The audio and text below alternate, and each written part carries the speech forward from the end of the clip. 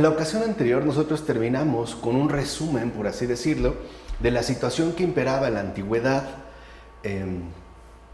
pagana con respecto a la cuestión del alma y cuya exposición más sintetizada la habíamos encontrado en Orígenes. Y vimos en general cómo ante esta situación no había de hecho como una definición clara acerca del alma en cuanto tal, y tampoco había como una definición ya establecida con respecto a lo que ocurría en el caso de los difuntos. De ahí pues que hoy vamos a dar inicio a este apartado 4 de la metafísica que aborda la cuestión del nuevo concepto del alma.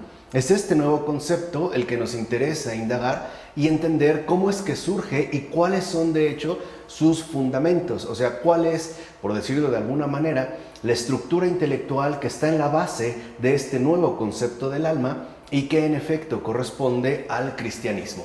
Lo primero que vamos a mencionar es que la herencia de la antigüedad no proporcionó ninguna clase de idea clara sobre la suerte del hombre tras la muerte. Así pues, la Iglesia antigua no pudo sacar de ahí sus respectivas respuestas. O sea, lo que la Iglesia asume con respecto al alma no proviene de hecho de la antigüedad, entiéndase del paganismo en su conjunto, del cual en efecto forma parte en tanto un contexto cultural. De hecho, las ideas que se desarrollaron en la antigua Iglesia sobre la supervivencia del hombre entre muerte y resurrección se apoyan más bien en las tradiciones que, sobre la existencia del hombre en el Sheol, se daban en el judaísmo. Entonces, en todo caso, si nosotros asumimos bien la realidad histórica de este planteamiento, veremos que las ideas que en efecto se presentan en la antigua Iglesia con respecto a esa supervivencia o a ese estado intermedio entre el hombre a partir de su muerte y la resurrección, provienen en todo caso de las fuentes, las tradiciones propias del judaísmo, y que remiten a las concepciones que se tenían con respecto a la existencia del hombre en el Sheol. Ahora, cabe mencionar, por supuesto, que estas tradiciones, es decir, ¿no?, las tradiciones que se daban en el judaísmo, se transmitieron en el Nuevo Testamento. Ya hemos insistido en esta línea de continuidad que no podemos pasar por alto, pero estas tradiciones, a final de cuentas, quedaron centradas, o sea, aclaradas cristológicamente, que, como lo hemos mencionado, consiste esta aclaración, este centro cristológico, lo que resultaría definitivo en el caso del Nuevo Testamento. Así pues, cualquier otra afirmación hecha al respecto, por ejemplo, de que la antigua Iglesia más bien importó las nociones fundamentales del paganismo, etc., fracasa al contemplarlas según las realidades históricas. Y esto significa al mismo tiempo que la doctrina de la inmortalidad, por supuesto del alma, en la antigua Iglesia tiene dos aspectos y son muy importantes de señalar. Primero, esta doctrina, esta exposición con respecto a la inmortalidad del alma en la antigua Iglesia está determinada por el centro cristológico de clarificación. O sea que en principio no se asume el alma como si se tratara de una entidad autónoma, sino que más bien se le remite precisamente a ese centro cristológico que servirá como base de fundamentación y por consecuencia también de clarificación. De hecho, será este centro cristológico en el que se asegura la indestructibilidad de la vida debido a la fe que remite al Señor. Entonces, la inmortalidad del alma remite pues a Cristo, porque de Él emana esa indestructibilidad de la vida a través de la fe, a través de la experiencia de la fe. Y segundo, esta doctrina entrelaza esta afirmación teológica que acabamos de mencionar con las ideas del Sheol, que en realidad son su trasfondo antropológico y que conduce a apoyar una convicción humana universal de muy amplia dimensión, el estar con Cristo. Entonces, de hecho, el sujeto del estar con Cristo, es decir, de la existencia permanente de la persona humana más allá de la muerte, se llama, la mayoría de las veces, siguiendo la tradición judía, alma o espíritu. Y esto es muy importante. O sea, no se considera al alma, vuelvo a repetir, como una entidad aislada que subsistiera por sí misma, sino que en todo caso remite a una vinculación fundamental que se menciona en los términos de el estar con Cristo. De tal forma que este estar con Cristo apela a esta existencia permanente de la persona humana más allá de la muerte. Y es a esta existencia permanente de la persona más allá de la muerte, en el caso de la antigua iglesia, en relación con Cristo, es decir, en el hecho de este estar con Cristo, a lo que la mayoría de las veces, en profunda cercanía con la tradición judía, se le llama alma o bien espíritu. O sea que el alma, el espíritu, de entrada o en principio, remite a la respectiva vinculación que la persona humana mantiene con respecto a Dios. Pero en el caso del cristianismo ya se personaliza, puesto que el encuentro con Cristo y por ende el estar con Él ya se hace de una manera nítida y concreta, es decir, en términos ya definidos. Ciertamente, ambos conceptos, alma, espíritu, estaban oscurecidos por los extendidos sistemas gnósticos, donde la psique, alma, se consideraba como grado inferior de la existencia del hombre frente a la supuesta superioridad del neuma. O sea, neuma en griego es espíritu, se traduce por espíritu, que remitiría al estado espiritual elevado al que en efecto conduciría la gnosis. Entonces, lo primero que vemos es que, a diferencia del judaísmo, lo que ocurría en el entorno pagano, fuertemente influido por la extensión que habían adquirido los sistemas gnósticos, al hablar de alma y de alma y espíritu, es decir, de psique y de neuma, se producía una especie de confusión, puesto que al alma se le asignaba una supuesta inferioridad con respecto a la supremacía que adquiría el neuma. En tanto se entendía el neuma como esta elevación espiritual al que la persona podía tener acceso a través precisamente de la gnosis. Entonces, cuando la iglesia se encuentra ante esta situación, lo que vamos a ver es que en principio la iglesia tuvo que desarrollar una antropología, y esto era muy importante, porque a partir del desarrollo de esta antropología, o sea, de tomarse en serio la realidad humana, se lograra pues reconocer al hombre como criatura de Dios, o sea, como ser creado y amado por Él en su totalidad. O sea que en todo caso, la iglesia percibió con una profunda agudeza que no se podía, por así decirlo, mutilar al hombre, de tal manera que para poder entrar en contacto con Dios tuviera que mutilarse alguna de sus respectivas dimensiones, como de hecho sugería la gnosis. O sea, recordemos que para la gnosis el único acceso a Dios es a través del neuma, o sea, de esta elevación supuestamente espiritual, ¿no? Que en todo caso tiende a ser intelectual y que conduciría al ser humano a el grado superior, pero para ello tendría que superar, dejar detrás de sí el alma. La iglesia se va a oponer a este malentendido y en efecto desarrollará una antropología donde el hombre aparece como criatura de Dios y por ende como alguien que no solo ha sido creado, sino que es amado por Dios mismo en su totalidad. O sea que la comunión con Dios ya no exige una especie de mutilación antropológica, ¿no? Como pudiera ocurrir, por ejemplo, en otro dualismo establecido entre el alma y el cuerpo, como si también a partir, por ejemplo, como nosotros mencionábamos, en el dualismo órfico, es decir, de estas religiones mistéricas, uno tuviera que renunciar al cuerpo para poder acceder a una determinada experiencia de lo divino.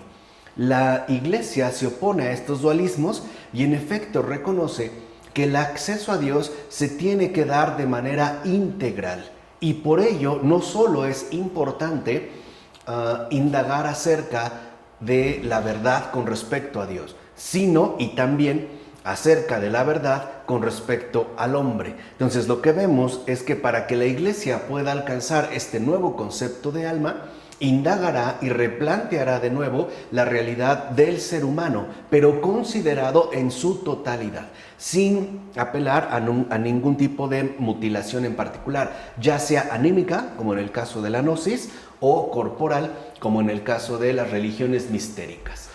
Además, se va a sostener que este ser creado y amado es liberado de la muerte por Cristo resucitado. O sea que, a diferencia de la gnosis y de las religiones mistéricas, no se reconoce que el hombre sea el que logra la liberación de la muerte a través de sus propios esfuerzos, es decir, por sí mismo, sino que se sustenta esta liberación de la muerte en el resucitado, cuya vida invencible ha logrado destronar a la muerte de una vez y para siempre. Entonces, la muerte se convierte pues en la gran vencida por el invencible. O sea, podemos decir que si la muerte aparecía como una fuerza poderosa, pues ahora es el Todopoderoso el que va a erradicar su respectivo poderío. Ahora, no perdamos de vista que estos perfiles cristológicos que se están asumiendo van a ir madurando, se van a ir gestando de manera gradual, poco a poco, pero sin omitir el paso previo que consiste en la reformulación de la dimensión antropológica del ser humano. O sea, no solo tomarse en serio a Dios, claro, lo tenemos en Cristo, que es verdadero Dios, sino también tomarse en serio al hombre, puesto que Cristo mismo se ha hecho verdadero hombre. De ahí pues que una antropología de tales características, es decir, de lo que hemos venido mencionando, pues tenía que entrelazar aquello en lo que Platón y Aristóteles de hecho se contraponen. O sea, lograr incorporar la indisoluble unidad de cuerpo y psique, y así poner de manifiesto el específico carácter espiritual de la verdad, sin por ello tal psique se disolviera en una universalidad informe. O sea, en pocas palabras, sin Cristo, como de hecho aparece en Plotino, o sea, en esta postura neoplatónica que estará fuertemente condicionada por los planteamientos gnósticos. Entonces, por una parte, se busca, ¿no?, que se llegue a incorporar, a integrar la indisoluble unidad de cuerpo y psique, de lo material y de lo inmaterial, pero además que esta integración, esta incorporación, no pierda por ello su verdadero carácter espiritual. Es decir, en tanto tiene que ver o mantiene una relación con la verdad, y por ende que se mantenga de una manera tanto definida como concreta, sin caer en efecto en una especie de universalidad informe de un nous, por ejemplo, o una realidad divina que desidentifica a la persona y por ende la disuelve en la informidad, como ocurriría, volvemos a repetir, en el caso de Plotino. Por tanto, podemos decir que la gran aportación antropológica que a la luz de la verdad hizo la Iglesia fue la siguiente, y esto va a tener un peso impresionante. Sin Cristo, el hombre se disuelve irremediablemente. No perdamos de vista este planteamiento, porque incluso veremos cómo ocurre en alguien tan importante como Tomás de Aquino.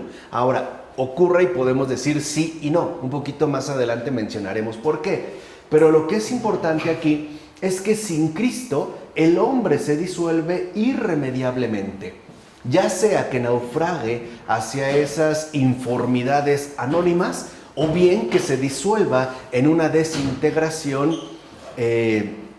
por mencionarlo de alguna manera, nihilista, es decir, que incurra, por ejemplo, en la disolución irremediable de la nada.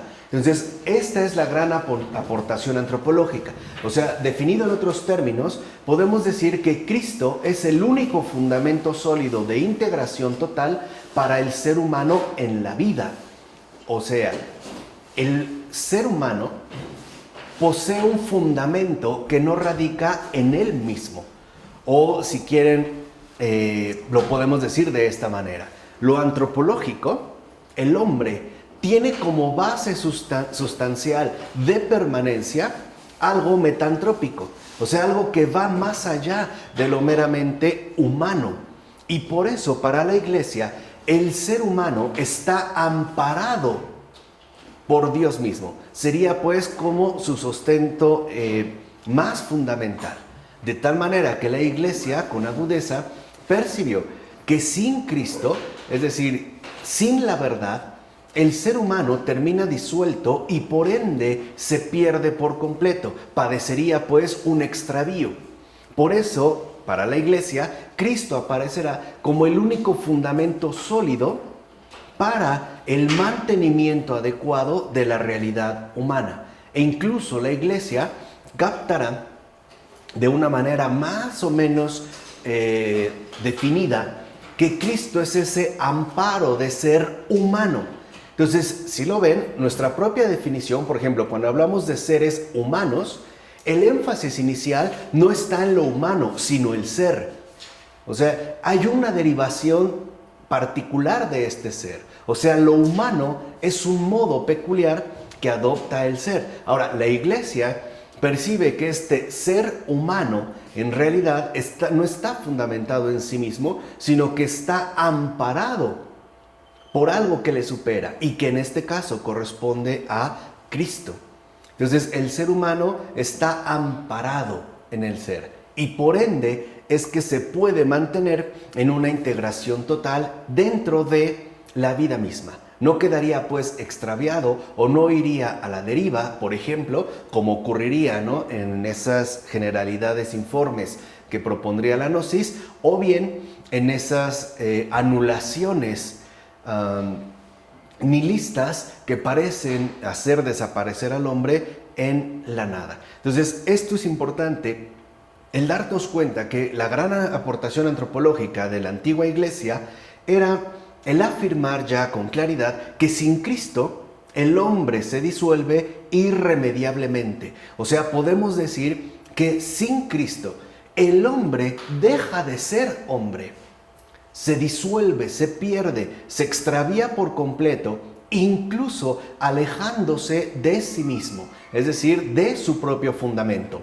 Pongamos dos ejemplos contemporáneos. Por ejemplo, a partir del énfasis que adquirió la investigación en el campo de la genética, el ser humano fue codificado, ¿no?, en ciertos pares de cromosomas. De hecho, se considera que son 21 pares de cromosomas.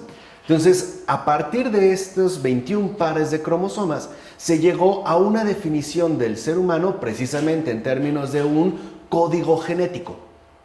Pero, si hablamos de código genético a secas, no tiene una correspondencia directa con el humano, al grado de que también se pueden encontrar estos códigos genéticos en otros seres vivientes, es decir, en otras criaturas. Pero si lo ven, sin Cristo, el ser humano se disuelve irremediablemente, deja de ser, se pierde, por ejemplo, en este caso, a través de un mero código genético, o bien, de acuerdo todavía a las trasnochadas teorías evolucionistas, el hombre deja de ser hombre para remitirse a un proceso evolutivo que en último término lo hace dejar de ser humano. O sea, provendríamos en todo caso de una evolución natural que remitiría como el más cercano de nuestros parientes próximos al primate, ¿no? Entonces, este primate ya es un animal, o sea, ya no es realmente un ser humano. No se logra mantener a sí mismo sin Cristo. Por eso les decía que esta aportación antropológica es fundamental para tener una adecuada intelección de lo que en verdad somos. Por ejemplo, en el caso de las teorías evolucionistas, el ser humano deja de ser humano para convertirse en un animal primitivo, ¿no?, en un ancestro animal que no tiene una permanencia directa con lo humano. O bien, por ejemplo, ¿no?, en las investigaciones del campo genético, queda reducido a un código genético que tampoco apelaría a una especificidad estrictamente humana. O sea, simple y sencillamente, en este caso, el ser humano se disuelve. Ahora bien, tal aportación, esta gran aportación antropológica, fue madurando lentamente. Recuerden, no es algo que se generó de la noche a la mañana. De hecho, si estamos hablando, ¿no?, desde ya la antigua Iglesia, podemos decir que su forma más o menos definitiva y convincente aparece con Tomás de Aquino. O sea, vean, por lo menos podemos hablar que esta gran aportación antropológica maduró hasta alcanzar una forma más o menos convincente por lo menos 1000 años. O sea, para que vean que no fue una cuestión que netamente se diera como una gran explosión, sino como una verdadera dinámica de realización y por ende como una verdad histórica, es decir, una verdad real. Ahora, en efecto, cuando Tomás, de acuerdo con Aristóteles, responde a la cuestión sobre la esencia del alma, diciendo anima forma corporis, ¿no?, que es la respuesta que da Tomás a la cuestión sobre la esencia del alma, o sea que el alma es la forma del cuerpo, realmente se ha dado ahí un cambio rotundo con respecto al aristotelismo. Entonces podemos decir que Tomás de Aquino retoma lo más importante que había expuesto Aristóteles, pero lo reformula en clave cristológica, o sea, a la luz de la verdad, y en efecto esto va a producir un cambio rotundo con respecto a los planteamientos originales del propio Aristóteles, aún valiéndose, como puede uno observar de manera clara, de la propia terminología aristotélica. Por ejemplo, la cuestión de la forma, ¿no?, al decir en efecto que el alma es la forma del cuerpo. Ahora, acordémonos, para Aristóteles, la materia sin la forma se quedaría en mera posibilidad. O sea, sería una especie de materia informe, que no tendría una concreción definida, ya que, según él, o sea, Aristóteles, la forma se hace realidad únicamente en la unidad con la materia, que es lo que yo les había dicho la vez pasada. Si pensamos en términos, por ejemplo, de una plastilina. Si es un bloque de plastilina, de acuerdo con Aristóteles, se trataría de una materia sin forma, aunque en este caso, por ser ya algo material, tendría una forma, aunque fuera una forma no definida, por ejemplo, más o menos circular o ovalada o qué sé yo. Pero para Aristóteles, la materia sin forma remitiría a una mera posibilidad, que estaría esperando, de hecho, su digamos, como su respectiva formación, o sea, la adquisición de la forma. Ahora, dice Aristóteles que la forma en cuanto tal solo se hace realidad cuando se expresa en unidad con la materia. O sea que, en síntesis, para Aristóteles sí puede haber una materia sin forma, y que esto sería en todo caso la sustancia en su terminología, pero no puede haber una forma sin materia, que de hecho es lo que sostenía Aristóteles. Las formas ideales que remitirían a esas ideas que no requieren, es más, que para nada estarían centradas como esencias al ámbito de lo material. Aquí había pues, aquí puede apreciarse la verdadera contraposición que se daba entre Platón y Aristóteles. Ahora, este planteamiento de Aristóteles genera una consecuencia. Si la psique, o sea, el alma, es forma, quiere decir entonces que ésta pertenece al mundo corpóreo, porque dijimos, según Aristóteles, la forma no se puede dar más que en unidad con la materia, de tal manera que a su muerte del cuerpo, de tal manera que entonces la psique, como la forma, y que por ende está vinculada a la materia, al mundo corpóreo, también estaría sometida a su respectiva muerte y por tanto a su devenir, o sea, a su temporalidad. En este caso lo que vemos es que Aristóteles está convencido de que el alma también pertenece al campo de la temporalidad y que por ende no es inmortal, sino que también muere. ¿Cuándo muere? Pues cuando muere el cuerpo. Y está sometida, por tanto, al cambio. Que de hecho el cambio, la mutación, Hoy nosotros hablaríamos en términos de temporalidad o devenir, según sea el caso. Es como la preocupación filosófica de Aristóteles que expone, por ejemplo, en su respectiva metafísica. ¿Cómo poder explicar el cambio y al mismo tiempo tratar de entender en efecto lo que ocurre sin apelar a formas puras? o sea, en este caso, a las esencias platónicas.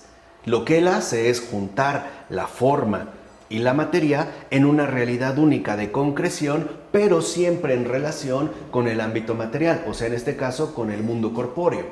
De tal forma que, de igual manera, el espíritu que no pertenece a este mundo tampoco es algo individual ni personal, pues, de acuerdo con Aristóteles, solamente el espíritu es inmortal. Acuérdense también aquí esta distinción gnóstica que habíamos mencionado al principio con respecto a ese cierto rechazo de la psique y ese, digamos, prestigio particular que ha asumido en este caso el neuma. Bueno, Aristóteles sigue también estos pasos y considera que la psique, en tanto forma del cuerpo, no tiene un carácter inmortal, sino que perece junto con el cuerpo y por ende también tiene que ubicarse dentro del ámbito de la temporalidad.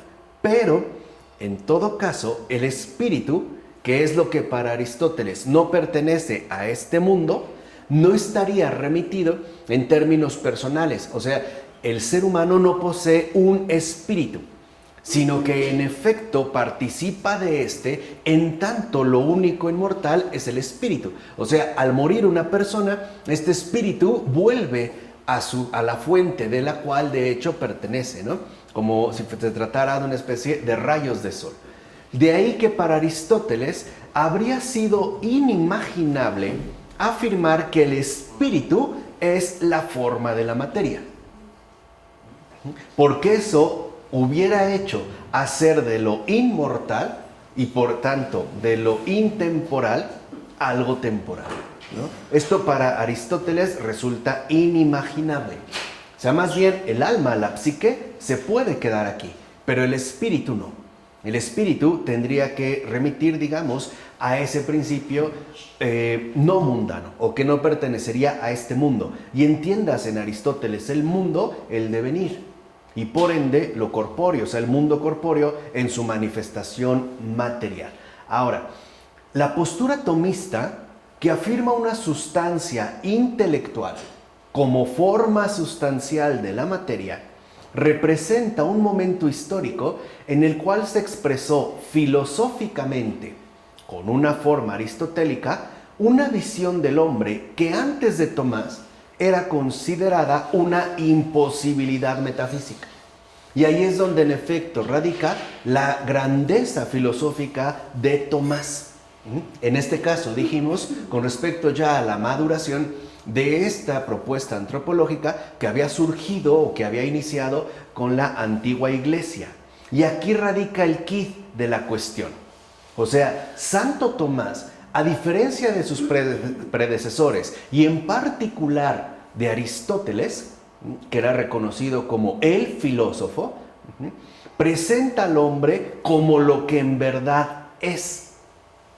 Y ahí radica realmente, ¿no?, esa magnificencia del gran Tomás de Aquino. O sea, presenta al hombre como lo que en verdad es, o sea, una imposibilidad metafísica.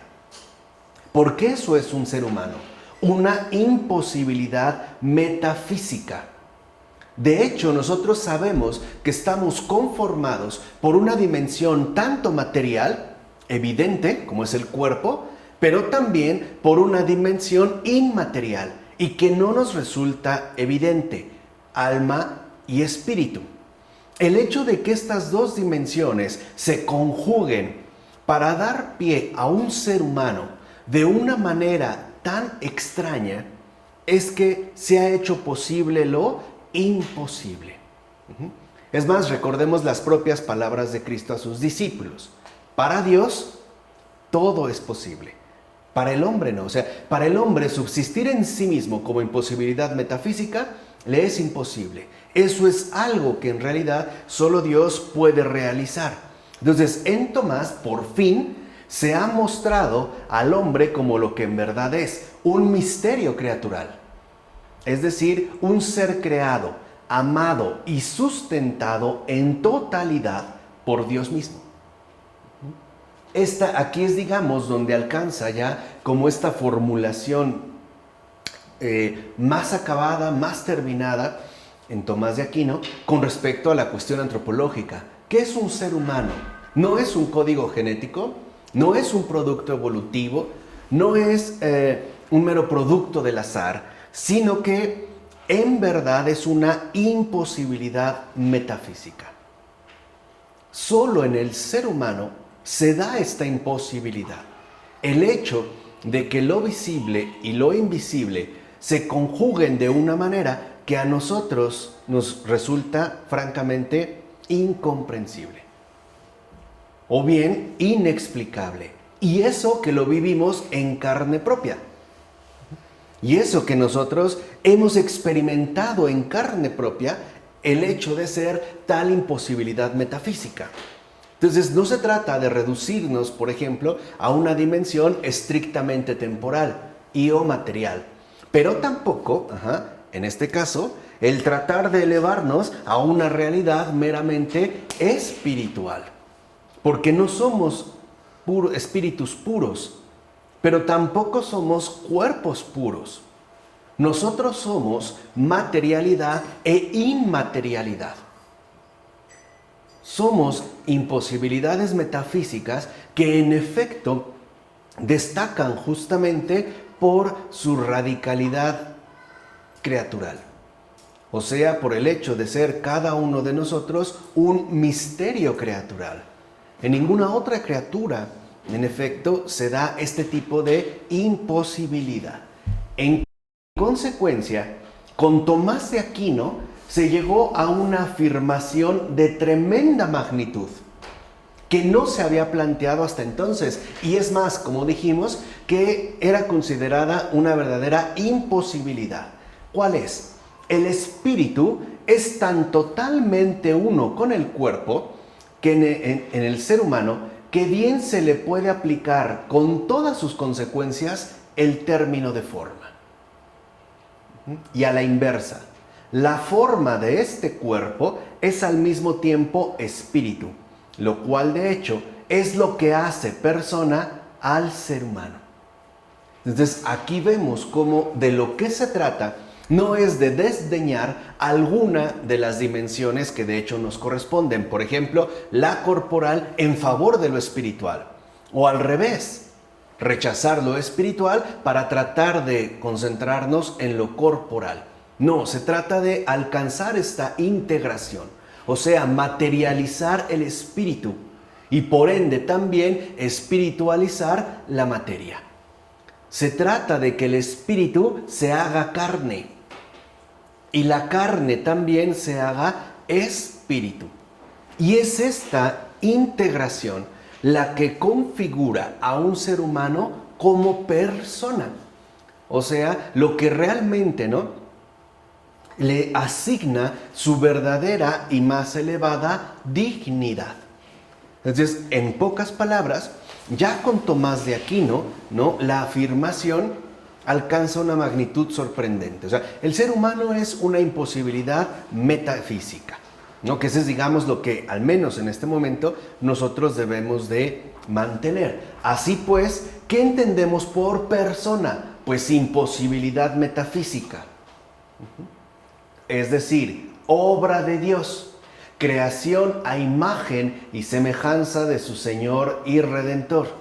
Imagen y semejanza de la encarnación de Jesús y por tanto de su triunfal resurrección. Esa es una persona. O sea, no solo se podría limitar, claro, aunque forma parte de, por ejemplo, a la dimensión social a la cual pertenece, que es muy importante, e incluso a su también configuración biológica, o incluso, digamos, psicológica. Todo esto forma parte, en pocas palabras, de una persona, una imposibilidad metafísica. Por eso hay autores agudos que se han percatado de algo fundamental. El ser humano es extraño. No lo podemos, empacar, por así decirlo, en una estrechez para que nos resulte completamente transparente. Es más, cuando esto se intenta, se desfigura al ser humano. Se le deja de hacer persona. Y como hace rato nosotros mencionamos, ya no se le permite mantenerse al amparo de ser. o sea, de ser humano por Dios, ¿no? Por Cristo, sino que se le disuelve en cualquier otra cosa y termina perdiéndose irremediablemente. De hecho, va contra la propia naturaleza del alma separarla del cuerpo, disminuyendo así su semejanza con Dios creador. Más, digamos que si tratamos de profundizar un poco más en el misterio, podemos decir que si nosotros queremos indagar en Dios en sí como espíritu, nos es imposible. Tenemos que hacerlo a través del cuerpo de Cristo, o sea, de la materialidad que Él ha asumido. Y cuando uno realmente profundiza y se toma en serio la materialidad de Dios, o sea, la encarnación de Cristo, uno encuentra al Padre, y el Padre es espíritu. Pero si lo ven, ahí también se da este misterio. Pasamos del material, ya vemos en este caso, ¿no? El Hijo al inmaterial, el Padre. Y del inmaterial, el Padre, retornamos o recaemos en el material, es decir, en el Hijo. Esta relación entre Padre e Hijo, que nos resulta inseparable, porque no podemos concebir al Padre sin el Hijo, o no podemos concebir al Hijo sin el Padre, es lo que ocurre en el caso de un ser humano. O sea, a un ser humano no se le puede entender como puro cuerpo, pero tampoco se le puede entender como puro espíritu. No podemos desligarlo. Es más, esto lo vemos como por puro sentido común. Por ejemplo, si te preguntan dónde está el alma y tú la quieres desligar del cuerpo, no tienes manera de establecer una ubicación precisa, ¿o sí? O sea, no podrías decir está aquí o allá. ¿Por qué? Pues porque no es algo material. No obstante, está incorporada, ¿no? O sea, está incorporada a nuestro cuerpo. Allá donde está nuestro cuerpo, nuestra carne viva, ahí está nuestra alma. De tal manera que nosotros no podríamos establecer, en principio, una distinción tajante, como sí lo podemos hacer con realidades materiales. Por ejemplo, aquí está mi oreja y aquí mi nariz, ¿no? Tienen una ubicación precisa. Pero en el caso del alma, tal situación no se da. Ahora, pues el ser en el cuerpo no es una actividad, sino la autorrealización del alma. O sea, ¿dónde se realiza en el ser humano el alma? En el cuerpo. ¿Y dónde se realiza el cuerpo del ser humano? Pues en su alma. De hecho, el cuerpo es la visibilidad del alma, pues la realidad del cuerpo es el alma. Al grado de que esto nos permite comprender la diferencia entre un cuerpo y un cadáver. ¿Por qué hay una diferencia, incluso material? Porque en este caso no podemos decir que ahí hay un cuerpo. Cuerpo solo lo es en su relación con el ¿qué? Con el alma. Por eso cuando una persona muere, deja de ser, en este caso, ¿no? Antropológicamente, un cuerpo. Ya no tiene el mismo estatus de cuerpo. Y por ello nosotros diferenciamos entre un cuerpo, ¿no? Valga la redundancia, ¿no? El pleonasmo de hablar de cuerpo vivo y un cadáver. Porque, ¿no? Dijimos, el cuerpo es la autorrealización del alma. Entonces, cuando una persona muere, ya no hay ahí un cuerpo. Lo que encontramos es un cadáver. De hecho, podríamos hablar de un cuerpo inanimado, al grado de que si este cuerpo se cae o se le corta, ¿no? Con las necropsias que se realizan, ya no tenemos temor de que vaya a tener algún tipo de sentir en particular o un tipo de reacción, a menos de que fuera, digamos, por medio de un ligamento nervioso o algo por el estilo. Pero mantenemos un respeto por el cadáver en relación con el cuerpo vivido. ¿Se entiende? O sea, si nosotros respetamos un cadáver, es porque primero ese cadáver fue un cuerpo, es decir, estuvo vivo. Y por toda la serie de lazos humanos que se fueron gestando y que nosotros mantenemos, por ejemplo, con gratitud o a veces con desprecio, pero se mantiene una vinculación. Por ejemplo, ninguno de los que está aquí tan fácilmente podría patear en la cara a un cadáver. ¿no? O sea, hay algo que ciertamente nos detiene, ahí hay algo particular. ¿Qué es lo que nos detiene? No el miedo a que se vaya a vengar de mí haciéndome mil y un travesuras o que me vaya a asustar. No, no son cuentos de terror. Lo que realmente nos detiene es que este cadáver lleva un sello de haber sido un cuerpo y por ende, como dijimos, de haber sido persona y por lo tanto una imposibilidad metafísica. O sea, lo que respetamos es lo que fue, su ser manifestado ahí. Aunque se haya perdido por la muerte y estemos en un cadáver, esa dignidad de imposibilidad metafísica se mantiene. ¿Estamos? ¿Entiende ya como en el ámbito en el que nos encontramos? Así entonces se ha conseguido lo que filosóficamente parecía imposible, como nosotros dijimos, hasta Tomás de Aquino. La realidad de la persona como imposibilidad metafísica. Pasaron 1000 años para que se pudiera llegar a esta aportación filosófica. Esta realidad, ¿no?, filosófica, que ya se manifiesta en sí, a la luz de la verdad, lo que es una persona, en tanto imposibilidad metafísica, este resultado es fruto de la fe cristiana. O sea, de la comunión con la verdad. No es un invento filosófico. Y aparte dijimos, es un fruto, por así decirlo, bien madurado. Es un fruto que tardó para emerger por lo menos 1000 años. O sea, es un fruto de tal magnitud, incluso podemos decir, ¿no?, un fruto de tal calidad, de tal importancia, que se llevó su tiempo. Es más, su buen tiempo, más o menos 1000 años. Y que no es producto, por ejemplo, del esfuerzo intelectual del ser humano. Tampoco es como resultado de una mente brillante. Es resultado de la fe cristiana, es decir, de la comunión con la verdad. De eso sí. Y es que a veces se piensan, por ejemplo, también los resultados filosóficos como resultados últimos de un esfuerzo reflexivo, ¿no? O sea, se piensan pues muchas veces como frutos del pensamiento. Pero en realidad algo tan fundamental no es un fruto del pensamiento, es un fruto de la fe cristiana, o sea, de la experiencia de vida creyente que en último término consiste en la comunión con la verdad. Y por supuesto, de las exigencias que tal comunión plantea al pensamiento. O sea, la fe también presenta desafíos bien serios al pensar. Y el pensar también busca responder a los desafíos de la fe. Es como se irá articulando, de hecho, la vida de todo creyente. Ahora, aquí de paso podemos decir cómo se atreve Heidegger a afirmar que no hay filosofía cristiana, que es imposible. Que esa más bien sería como una pura tontería. Ahí vemos el gran desconocimiento de este señor Heidegger. O sea, realmente no tomarse en serio, ¿no?, el ejercicio del pensar. Así pues, este resultado, ¿no?, de la persona como imposibilidad metafísica, o sea, como un misterio creatural, es algo estrictamente cristiano.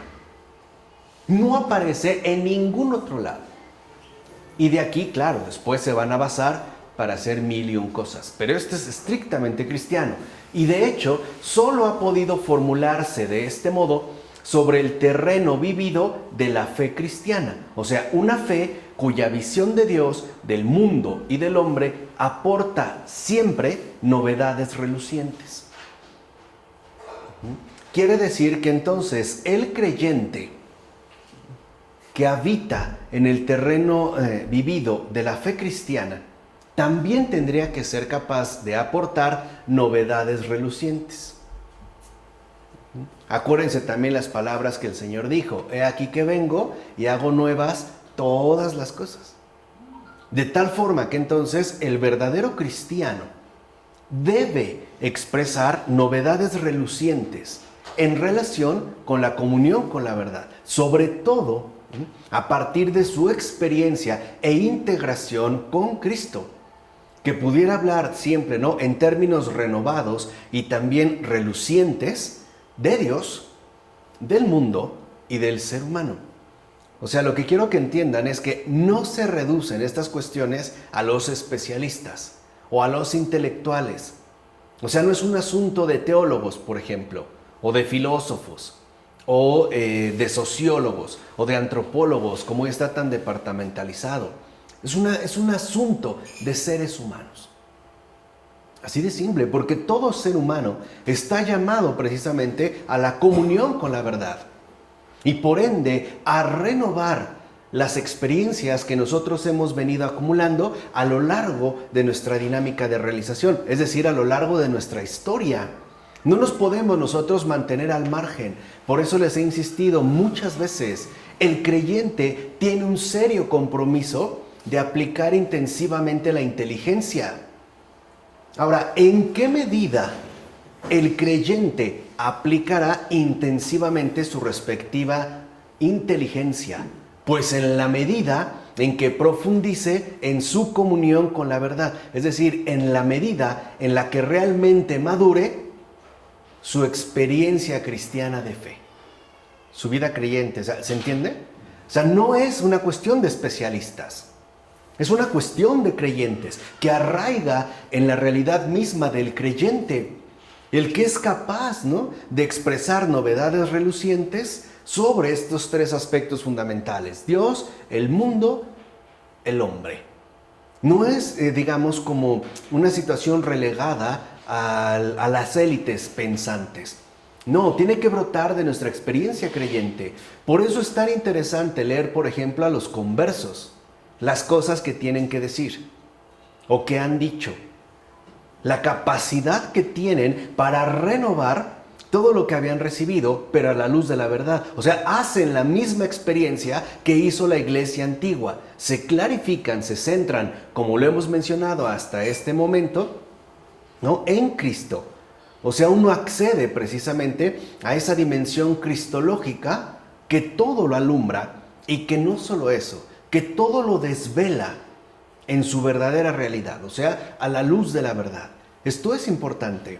No crean que un descubrimiento así solo es, pues, resultado de una mente extraordinaria. Más bien es resultado de una fe ardiente, o sea, de un creyente auténtico, de alguien que se ha tomado en serio la verdad. Y no solo la verdad como una cosa abstracta, sino como alguien que nos llama a comulgar con Él cada vez de manera más profunda y también mucho más íntegra. Es decir, asumiendo toda nuestra realidad por completo. Por eso, de hecho, ¿no?, hablen con un converso, con un verdadero converso. Y verán cómo no solo cambió su corazón, también cambió su mentalidad. No solo cambió su sentir, también cambió su pensar, e incluso de una manera bastante drástica. Hay una renovación total y eso le permite, en efecto, expresar esas novedades relucientes que brotan de la intensidad puesta en la vida de la fe. O sea, lo que quiero que entiendan es que esto no es resultado de una mente extraordinaria como la de Tomás de Aquino. Es resultado de un creyente serio, de alguien cuya vida de fe, ¿no?, está, digamos, posee intensidad, posee magnitud, posee, pues, integridad, que es de hecho a lo que estamos llamados todos y cada uno, en particular de los que nos decimos cristianos, es decir, en este caso, creyentes. No crean que solamente, vuelvo a repetir, ¿no?, resultado de un especialista, ¿no? No, tendría que ser más bien resultado de cualquier creyente que se ha tomado en serio su vida de fe. Son grandes frutos que han brotado de la vida de fe. Y eso es lo que podemos ver, por ejemplo, en los padres de la iglesia, en los grandes santos y en los grandes creyentes, o sea, en los santos no reconocidos, ¿no?, oficialmente. Esa multitud, ¿no?, esas multitudes inmensas de los santos desconocidos, anónimos, pero cuya vida de fe es tan intensa que son capaces de expresar novedades relucientes en su ámbito inmediato de vida. Por ejemplo, en la manera en la cual configuran su matrimonio, su paternidad, su maternidad, su desempeño laboral, su situación económica, su relación con las demás personas. En todos los campos, o sea, no crean que se va a limitar como a un aspecto ah, netamente restringido, sino que se tendría que manifestar esta vida de fe creyente en frutos extraordinarios en cualquier, digamos, parcela de este mundo, ¿no? Ahí es donde se tendría que aplicar. Ahora, ¿qué es lo que ha ocurrido? Si hacemos un pequeño paréntesis. Bueno, lo que ha ocurrido es que al parecer la vida creyente está debilitada. Y por ello los no creyentes son los que toman la delantera, ¿no? Y exponen sus supuestas novedades a partir de planteamientos que no coinciden con la verdad. O sea, pareciera en pocas palabras que los creyentes estamos como dormidos, estamos como anestesiados, ¿no? Como que estuviéramos en una especie de recreo tranquilo, con ensoñaciones piadosas que no tienen realmente el efecto que sí posee la vida creyente, ¿no? O sea, como que pensamos, por ejemplo, que el estudio, la profundización, la indagación, pues da flojera o que no es importante, ¿no?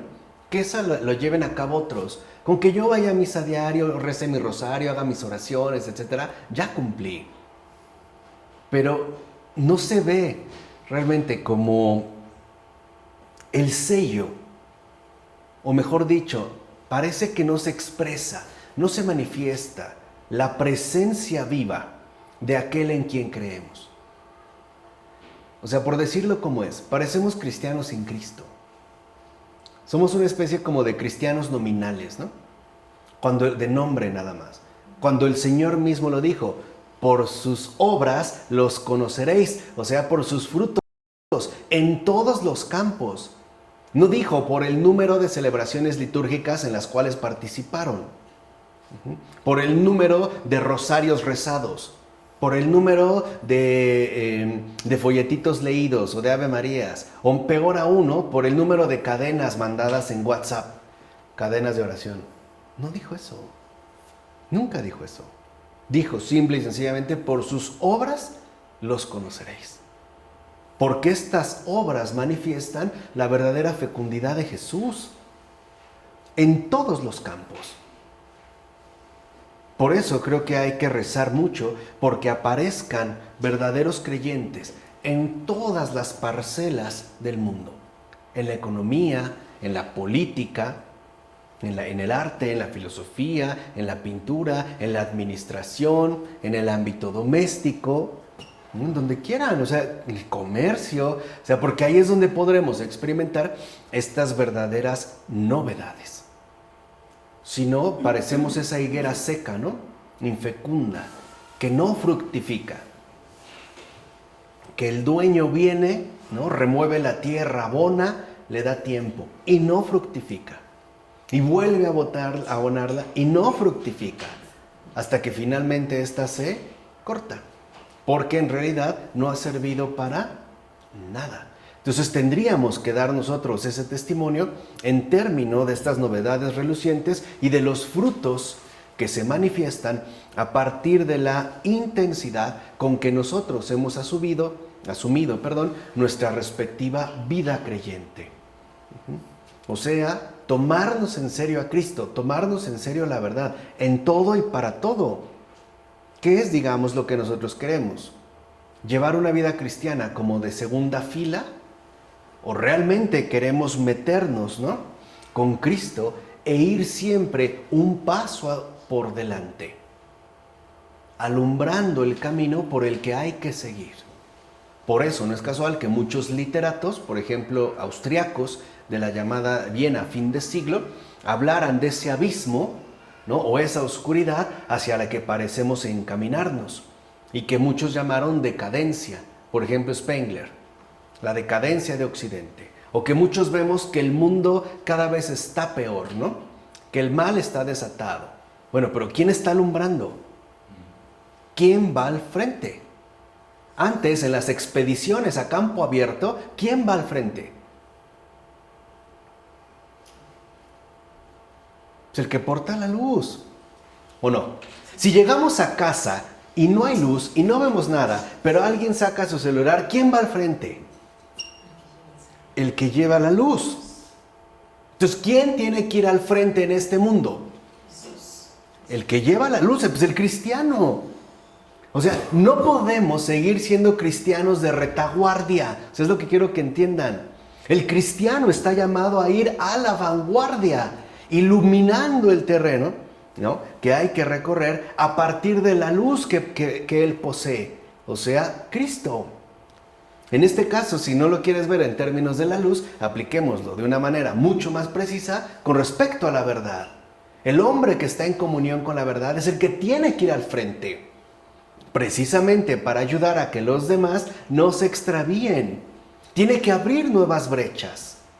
Tiene que ser capaz de descubrir estos caminos, ¿no?, que nos conducen, en último término, al lugar al cual pertenecemos, al Padre, al lado del Padre. No podemos, otra vez, pretender quedarnos en la retaguardia, porque en la retaguardia no se ve. Por eso no se acuerdan, seguramente sí, han ido a una vigilia pascual. ¿Han ido o no? Sí. ¿Han ido? Sí. ¿Cómo comienza todo? Oscuro. ¿Y qué es lo primero que se prende? El cirio es Cristo. La iglesia está, ¿qué? Oscura. Lo que se enciende es Cristo. Y se enciende con un fuego nuevo, que es bendecido. Ese fuego nuevo es la Trinidad. Es el amor ardiente por todo lo creado. Y esta luz que se nos comparte, cada uno de nosotros la va, ¿qué? Prendiendo, ¿no? Y vamos entrando. Y todo se va iluminando poco a qué. Poco a poco. Incluso a lo mejor, ¿no?, en estos espacios arquitectónicos amplios, que cuentan hasta con un segundo nivel al fondo, poco a poco empieza a llevar, ¿qué? La luz. Pero se supone que cada uno de nosotros lleva esa, ¿qué? Luz. Esta era la forma expresiva de entender lo que hace el cristiano en el mundo. Alumbrar las tinieblas, para que los demás no sean presos por esas tinieblas. Disipar la densidad de las tinieblas. Si ustedes han participado en una vigilia pascual y se han atrevido a encender un cirio, yo les pregunto, ¿dónde está esa luz? ¿Dónde está? ¿Dónde está? O sea, se tiene que ver. Vamos, el cirio se ve, o sea, no solo es una idea, no es una realidad intelectual, es material. Por eso hasta llevamos el cirio en la mano y hasta vamos dejando cera, ¿no? Se enojan, les tratamos de poner un platito para ser cuidadosos. Ok, olvídate de la cera que escurre. ¿Dónde está esta luz? Encendimos una luz para todo un año. ¿Dónde está esa luz? ¿Hemos ido al frente? ¿O llegamos? Y así como apagamos el cirio, así también apagamos nuestra luz, o sea, nuestra comunión con Cristo. Y nos quedamos tibios, o peor aún, fríos, en una retaguardia, prácticamente haciendo nada. Bueno, sí, contribuyendo al grosor de las tinieblas que envuelven este mundo. O sea, realmente estamos con la verdad de Cristo y ayudamos a los otros a que avancen sin miedo, o nos extraviamos también en esas tinieblas y andamos incluso, ¿no?, como personas anormales, rascando piedras en grutas oscuras. O sea, ¿realmente hemos contribuido a disipar las tinieblas? ¿No? Novedades relucientes, como un Tomás de Aquino y tantos otros. ¿O nos hemos vuelto parte de la densidad de las tinieblas? O sea, en síntesis, ¿dónde estamos? ¿Amparados en la verdad o desamparados en la ausencia de verdad? En la mentira. ¿A quién pertenecemos? ¿A Cristo? ¿Y estamos iluminando al mundo? ¿O al anticristo? Y lo estamos oscureciendo todavía más. Estamos, vuelvo a insistir, engrosando, ¿no?, esa densidad de las tinieblas, que de por sí ya están bastante pesadas. Esto hay que tomarlo muy en cuenta. O sea, alguien como Tomás de Aquino no solo es alguien que se estudia, es alguien que se asimila y que debemos de entender en qué consiste su verdadera aportación. Tal vez no todos seamos capaces para leer su obra filosófica y teológica. A lo mejor no tenemos, ¿no?, las habilidades o no hemos conseguido la familiaridad con ese campo, pero todos podemos reconocer en Tomás lo que hay que hacer. Andar en la luz, ¿no? Ser luz. El propio Jesús lo dijo. Ustedes son la luz que del mundo. Dijo, nadie enciende una vela para meterla abajo de una cama. Nadie enciende una luz. Cuando nosotros, de hecho, colocamos una lámpara, la colocamos arriba. Ahora, me pueden decir que actualmente, ¿no?, en los diseños ya se han puesto al borde del piso. Sí, pero la luz va hacia arriba, no hacia abajo. O sea, la lámpara no da al piso, da arriba. Ejerce, ¿no?, un espectro de luz. Entonces, ahí es cuando tenemos que iluminar. Pongamos un ejemplo muy sencillo. En una situación concreta, alguien se acerca y nos pide un consejo. ¿Qué hacemos? ¿La arrojo a las tinieblas? O, literalmente, ¿no?, ilumino el camino a recorrer con Cristo. No la ilumino yo. Acuérdense, la luz en la vigilia pascual no la traíamos nosotros, sino yo, es Cristo. O sea, realmente, ¿no?, le ayudo con Cristo, con la luz, para que avance por el buen camino, o la extravío. Y no solo la extravío, me voy con ella también, ¿no?, para allá. Esto es importante de tener en consideración. Pero bueno, hablamos entonces en este primer momento del nuevo concepto de alma. De ahí pues se va a dar un paso más adelante, y ya estamos en el apartado 5, con respecto a que el hombre está destinado a la inmortalidad por su misma condición de criatura. Así como en el apartado anterior nosotros hablamos del nuevo concepto de alma y por ende esa gran aportación filosófica que se alcanzó finalmente con Tomás y es la persona como imposibilidad metafísica, ahora veremos cómo de aquí también se va a indagar con respecto a la inmortalidad, que no reniega o que no tiene que mutilar la condición real de criatura que posee un ser humano.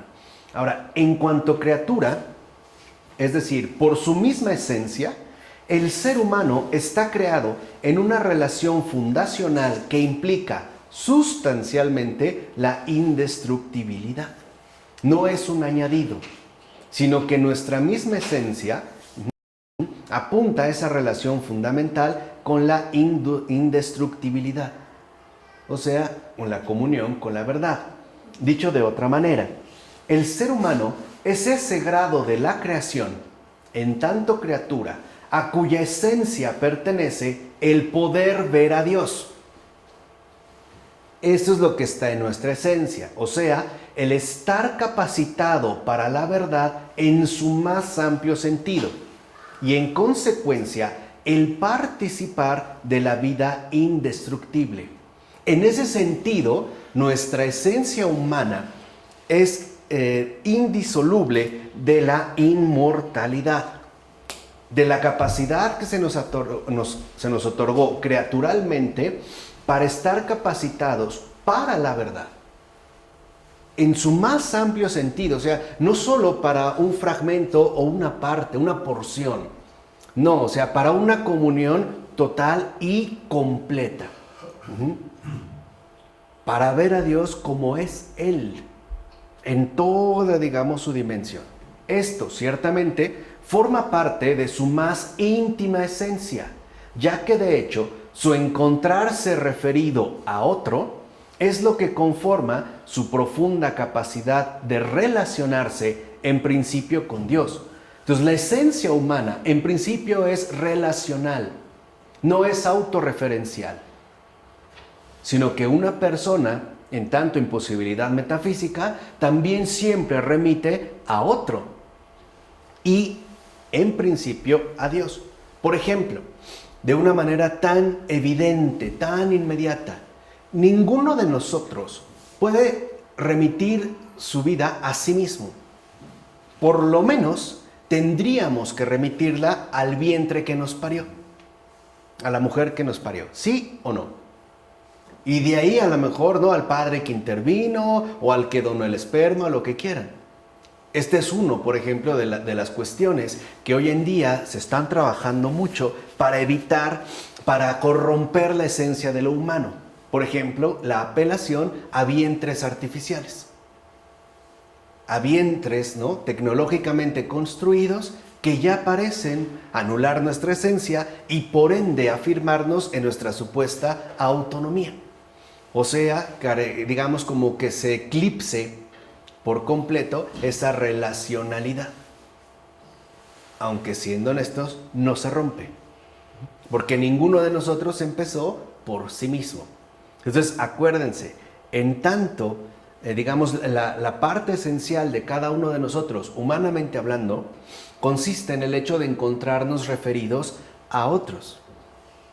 Y es esta capacidad de relación la que nos constituye, digamos, como lo que verdaderamente somos. Y esta capacidad de relación se da a partir, en primer lugar, de Dios. Ahora, esta apertura de la existencia creatural, este está referido a otro, no constituye una añadidura a un ser que existiera independientemente de ello, sino que conforma lo más profundo de la esencia humana. No viene después, sino que está ya desde el principio. De hecho, esa apertura esencial del ser humano, ¿no?, esta apertura de la existencia creatural, ¿no?, es ni más ni menos que lo que llamamos alma. Es esta apertura. Por eso aquí creo que ya no podemos nosotros seguir incurriendo en determinadas confusiones. O sea, esta apertura esencial del ser humano es ni más ni menos que lo que nosotros llamamos alma. Es la manera en la cual nosotros nombramos esta apertura, ¿no? Esta apertura que, como dijimos anteriormente, ¿no?, apunta a ese encontrarse referido a otro. Entonces, cuando una persona habla de su alma, está hablando de su encontrarse referido a otro. Eso es hablar del alma. O sea, no crean que solo se reduce a lo que yo supuestamente poseo sin vinculación con alguien más. No, es esta capacidad de apertura esencial lo que llamamos alma. Así, desde otra perspectiva, se puede llegar al mismo punto diciendo, por ejemplo, un ser es más el mismo cuanto más abierto se encuentra, o sea, cuanto más relación es.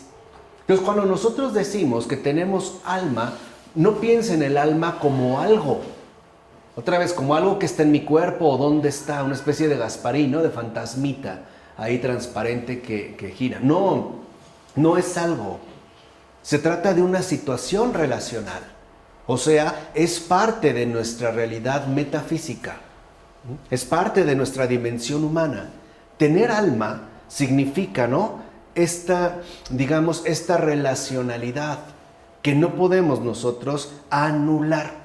Por eso, por ejemplo, a ver, por puro sentido común, ¿en qué casos hablamos de alguien desalmado? ¿Cuándo decimos que alguien es desalmado?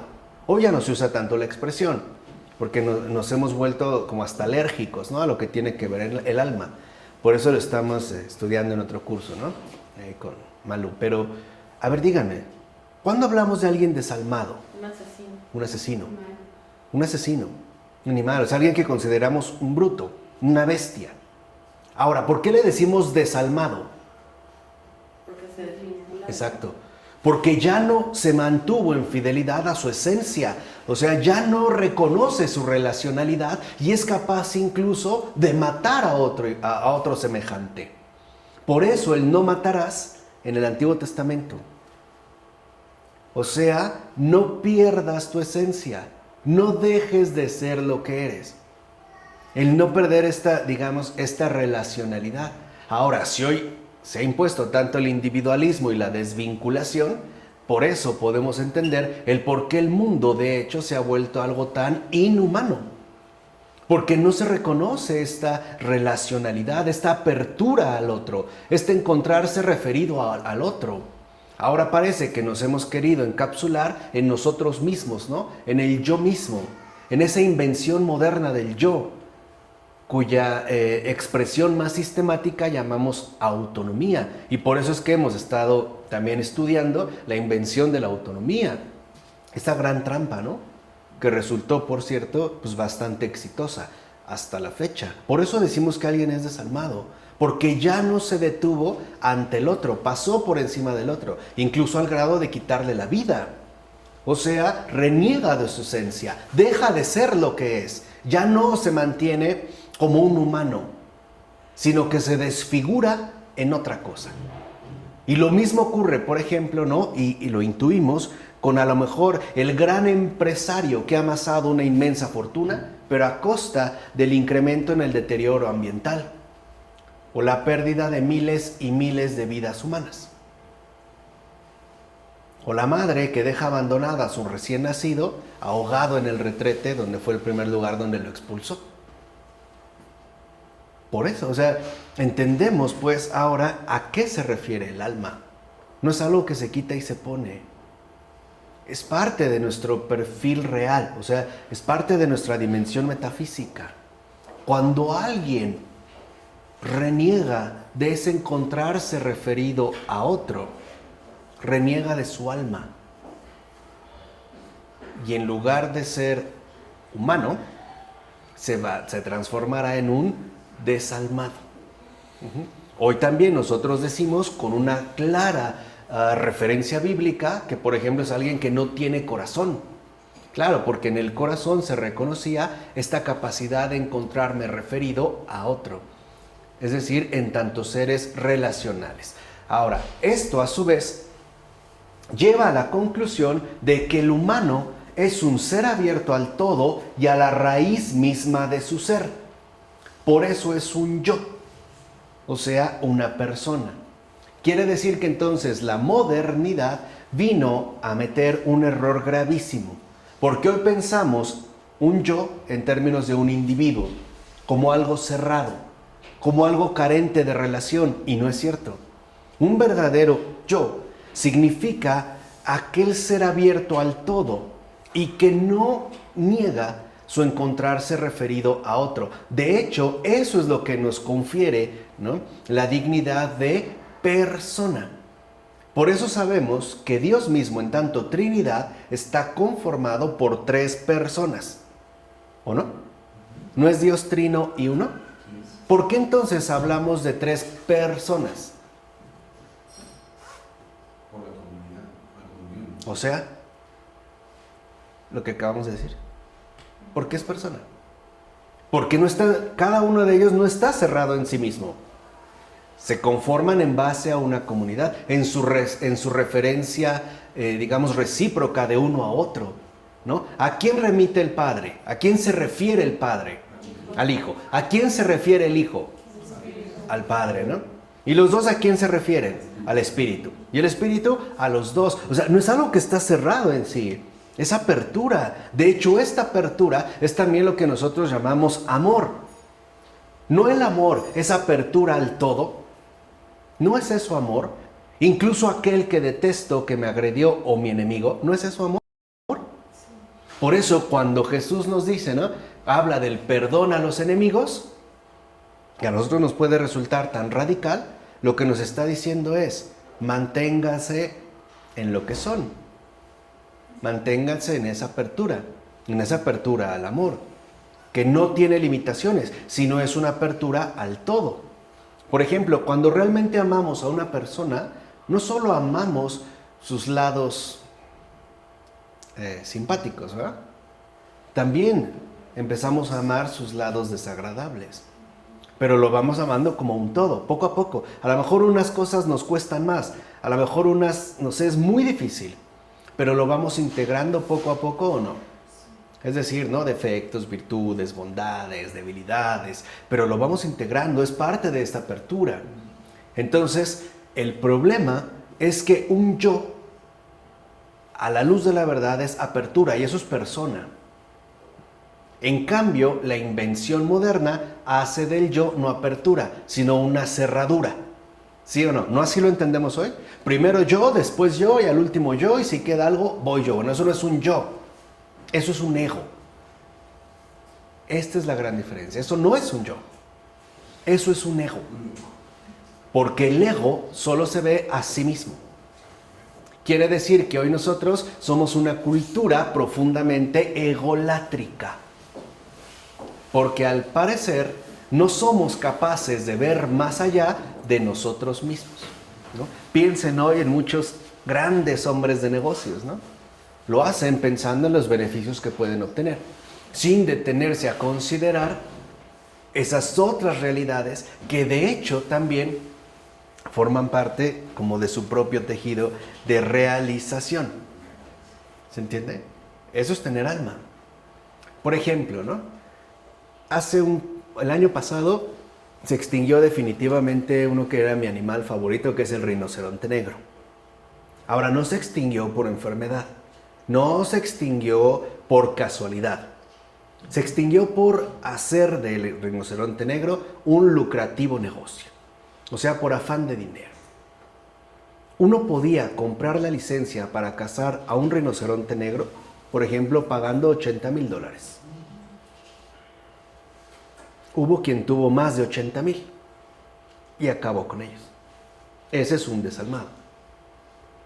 Ahora, no lo justifica el hecho de que pague, porque ahí no vemos a una persona, ahí no hay un yo, ahí hay un ego. Quiere decir que en realidad el yo moderno es una vil falsificación, es una gran mentira que no se sostiene a sí misma y que de hecho se denigra. Cuando Dios menciona, por ejemplo, en la zarza ardiente, ¿no?, a Moisés, yo soy el que soy, utiliza yo. Y quiere decir que si Dios dice yo, ese yo tiene que ser algo muy especial. ¿O no? Utiliza yo. Ese yo significa que yo soy una persona abierta al todo. Soy comunión, soy comunidad. Hay una red de relaciones, de interrelaciones, que de hecho es lo que nos configuran justamente como personas. Y es esta apertura lo que en efecto constituye aquello que llamamos alma. ¿Vale? ¿Vamos? Ciertamente, tal apertura le es dada al ser humano desde un principio y por tanto, dicha apertura no es producto del propio esfuerzo. En todo caso, el esfuerzo consiste en no cerrarse a su principio y fundamento. O sea, en no creernos falsamente autónomos o autosuficientes. Ahora bien, tal y como existe, quiere la inmortalidad a partir de sí mismo. Quisiéramos alcanzar, ¿no? O sea, quisiéramos fabricarla incluso por nosotros mismos, ya que tal eternidad debe contener algo de mí. O sea, quisiéramos pues que esa inmortalidad, ¿no?, llevara, por así decirlo, nuestra firma, aunque sea pequeña, aunque sea en una esquinita, pero que esa eternidad contenga algo de mí. Por ejemplo, cuando una persona piensa que se va a ir al cielo por todas las buenas obras que ha hecho, lo que está diciendo es, esa eternidad me la gané. Algo lleva de mí. O sea, ahí algo, por algo llegué, algo hice bien, mucho o poco, pero por esto ya lo obtengo. ¿Se entiende? O sea, quisiéramos hacer de la eternidad un producto nuestro. Quisiéramos que lleve algo de nosotros. Aunque sea pequeñito, ¿no? Aunque sea como pasan al final de las películas, ¿no? De los últimos y en letras chiquitas. Tal vez no somos el protagonista o la actriz principal o el actor principal. Tal vez formamos parte del staff, pero mi nombre ahí aparece, ¿no? O sea, quisiéramos incluso como aparecer en letras chiquitas, pero algo que quede en la eternidad. Sin embargo, el hombre no puede sino fracasar en el intento de alcanzar por sí mismo la eternidad. No la podemos alcanzar. De hecho, a pesar de todo, lo que quedará no será nada que tenga que ver con él. ¿Qué pasa entonces cuando el ser humano vive en contra de su naturaleza? Esto es, cerrado en vez de abierto. O sea, ya no con alma, sino desalmado. ¿Qué ocurre cuando niega su relación fundacional con Dios? O bien no la toma, ¿qué?, en cuenta. O bien reniega de esa relación fundacional o la ignora. ¿Qué pasa ahí? ¿Qué realmente sucede? Bueno, ocurre lo inevitable. El ser humano fracasa tanto en su humanidad como en su realidad criatural. Por eso vuelvo a insistir, hablamos de un animal, de una bestia, de un desalmado. En efecto, En tal caso, el ser humano se derrumba hacia el no ser. Por ejemplo, decir, ese es un animal. ¿O qué piensan de una señora que en un momento de crisis extrema le dio 40 puñaladas en la cabeza a su bebé de 7 meses porque no dejaba de llorar? O sea, es para que vean, como que ahí se pierde, ¿no? O sea, finalmente, ¿no? Se derrumba hacia el no ser. Y en consecuencia, entrega su propia vida a la muerte. La entrega. Su propia vida, ¿no?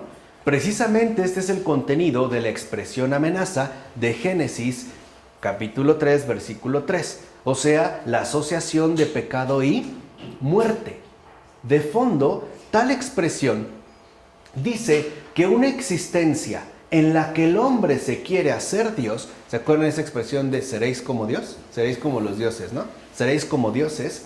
Esto es, en la que quiere ser autónomo, independiente, ser el mismo solamente como un Dios, se convierte en una existencia como la que se daba en el Sheol. O sea, un ser desplomado en el no ser, una insistencia espectral en las sombras que por tanto queda fuera de la verdadera vida. Entonces lo que ya no vemos ahí es un ser humano, ya no es una persona, es otra cosa. Podemos decir que ya no se ha mantenido en su principio y fundamento. Sin embargo, esto no significa que el hombre pueda invalidar o suprimir la creación de Dios. O sea, el resultado no es la pura nada, ¿eh? No crean que, entonces yo reniego y no obtengo la nada, como quería Heidegger. No es cierto. ¿Por qué? Porque el ser humano, como cualquier otra criatura, solo puede moverse dentro del ámbito de la creación. Solo puede moverse dentro del ámbito de la creación. Y por eso no puede hacerla surgir, o sea, no puede crear, pero tampoco puede hacerla, ¿qué? Desaparecer. Piensen en Lucifer. La palabra Lucifer es aplicado al primer ángel creado, el más luminoso, el más hermoso, ¿no? El lleno de luz. Ahora, en su incursión de quererse volverse autónomo, ¿no? Independiente, autosuficiente, ¿por ello acabó en la nada? No, se convirtió en Satanás. Es decir, ya después de la caída, ya no es Lucifer, es Satanás. No destruyó la creación, no puede, y tampoco puede hacerla. Lo que sí en este caso puede ocurrir, dijimos, es la vinculación esencial que se da entre pecado y muerte. Por eso es que el demonio nos invita al pecado. Porque es la manera en la que nosotros nos desrealizamos. O sea, a él le quedó muy, muy claro que uno sí puede dejar de ser lo que es. Él que era en principio ángel. ¿Y en qué terminó? En demonio. Bueno, entonces para la inteligencia demoníaca, la cosa es clara. Si yo como criatura me desrealicé, cualquier criatura también se puede desrealizar. Entonces, ¿el hombre puede dejar de ser humano, sí o no? ¿No? ¿Qué dijimos del desalmado? Puede cerrarse, o sea, puede desrealizarse como humano y finalmente, quizá, ¿por qué no? Transformarse en demonio, en condenado, en el no ser. Claro. Pero sí ser criatura, ¿no? Claro, pero no la va a anular. ¿Entiendes? Es lo que quiero aquí que entiendan. O sea, no la crea, pero no la descrea. La puede, ¿no? La puede desfigurar, pero no la puede anular. Ahora, en consecuencia, lo único que consigue el ser humano con su comportamiento transgresor no es la invalidación del ser, sino una existencia en contradicción consigo mismo, o sea, una oscura posibilidad negadora de sí misma, que eso es el Sheol. Así pues, la radical referencia dirigida a la verdad, a Dios, que excluye el no ser, sigue en pie, aunque sea de forma negada u olvidada. Piensen ahora en el caso de Satanás. ¿De verdad no mantiene ningún tipo de relación con Dios? Le guste o no, Él ha sido creado. Él no se creó a sí mismo. De hecho, es tal su arrogancia que dijimos, ¿no? Él está condenado no porque Dios lo condenó, porque él quiso. Y él está en el infierno porque él quiere. O sea, él se ha hecho a sí mismo. Él se ha creado a sí mismo como Satanás. Pero para llegar a ser Satanás, primero fue creado por Dios como ¿qué? Como ángel. No lo puede anular. Aunque él se quede en esa ilusión. Que es una ilusión que, por ejemplo, en términos contemporáneos, ¿no? Nosotros llamamos autonomía. Que es obra nuestra. El haber llegado hasta aquí, o el haber llegado tan lejos, o el haber alcanzado tales logros, ¿no? Incluso el asegurarme el cielo, ¿no? Por tanto bien que he hecho. Es la misma ilusión. Nada más que nosotros no le llamamos satanismo, somos más refinados, ¿no? Según le llamamos autonomía. O autodesarrollo, o autosuficiencia, o como quieras. Pero el efecto es exactamente el mismo. Así que nosotros no podemos desatender esa apertura. O sea, tenemos que tomarnos en serio lo que somos, personas. Y personas que poseen alma. Es decir, esa capacidad para comulgar con la verdad en todos los sentidos posibles. Es decir, no solo en el nivel inmaterial, no solo también en el nivel espiritual, sino también en el nivel corporal. Es decir, con todo lo que soy. Con todo, digamos, lo que me constituye y me configura como ser. Por eso hay que cuidar el alma. No como algo que tengo y me quitan, sino como es encontrarme referido a otro. Esa apertura que me conduce, ¿no?, a entender la verdadera dimensión de mi existencia humana. Acuérdense, el alma se pierde cuando en lugar de vivir abierto, cuando en lugar de ser apertura, me convierto en cerradura. Eso me desfigura, me deshumaniza. Por eso a veces nos puede caer tan mal alguien egoísta, ¿no? Nos molesta. Porque lo que encontramos ahí es esa contradicción consigo mismo. Decimos que no es un humano, ¿no? Imagínense una persona que ve morir de hambre a muchos niños y él está feliz comiendo sus manjares predilectos, enfrente de ellos. Y cosa que no lo crean tan imposible, se hace a manera de tortura grave. Los nazis, por ejemplo, lo hacían frecuentemente. Entonces, a cuidar el alma y no perder esa capacidad, sino trabajarla, madurarla, expandirla, siempre más y más. Semper mayor, diría San Ignacio de Loyola, siempre más, siempre a más. ¿De acuerdo? Vamos a dejar hasta aquí. En nombre del Padre, del Hijo y del Espíritu Santo. Amén.